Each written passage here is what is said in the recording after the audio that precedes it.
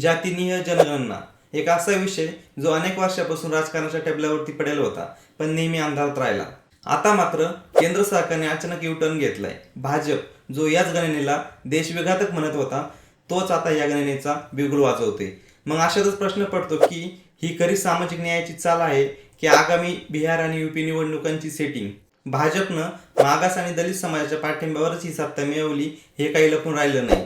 पण गंमत बघा, त्यांना या समाजाकडून मतं हवी आहेत, पण त्यांच्या संख्येचा आकडा मात्र त्यांना नको वाटतो. कारण आकडा समोर आला की सत्तेतील भली मोठी असमतोलता दिसून येते.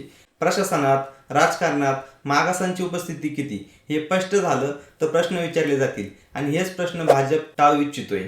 पण आता मात्र भाजपनं जातीनिहाय जनगणनेला संमती दिली आहे. पण प्रश्न पडतो की का?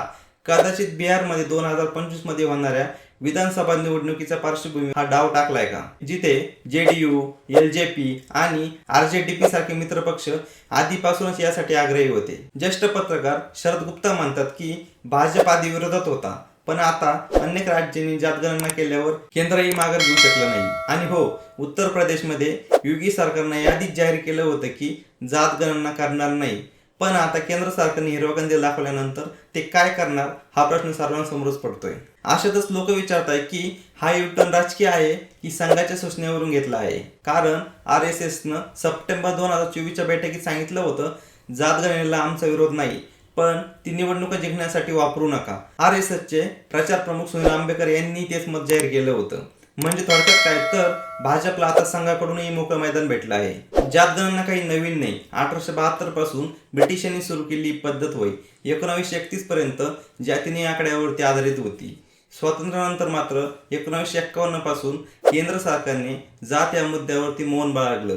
फक्त SC आणि ST यांची जनगणना झाली. बाकी OBC आणि इतर मागास समाज मात्र अंधारातच राहिला. मंडल आयोग 1979 मध्ये स्थापन झाला, पण त्याच्या शिफारशी 1990 लागू झाल्यावर राजकीय भूकंप झाला. जातगणना आणि आरक्षण या दोघांच्या एकत्र येण्याने सर्वसामान्य वर्गात मात्र संताप उसळून आला होता. 2011 मध्ये काँग्रेस सरकारने सामाजिक आणि आर्थिक जातगणना केली होती, पण त्याचे आकडे आजवर कधीच जाहीर झाले नाही. कारण होतं राजकीय फायदा झाला नाही म्हणून माहिती ही गुप्तच ठेवण्यात आली. दिल्ली विद्यापीठाचे सतीश देशपांडे म्हणतात, जातगणना होणारच, पण ती किती काळ टाळता येईल हाच खरा प्रश्न आहे. भाजप आता जातगणना करते, पण हे दाखवण्यासाठी की OBC समाजाचा बहुसंख्य पाठिंबा त्यांच्याकडे आहे.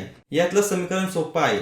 OBC मधील काही प्रभावशाली जाती त्यांच्या सोबत आहेत, बाकी समाजही आकर्षित करण्याचा हा प्रयत्न आहे. ही जनगणना म्हणजे त्या प्रयत्नावर शिक्कामोर्तबच होय. तर आता पाहायचं हे आहे की जातगणनेचे हे आकडे खरंच समाज कल्याणासाठी वापरले जातील की 2026 पर्यंत फक्त निवडणुकीच्या ब्रँडिंगसाठी याचा उपयोग करून घेण्यात येईल.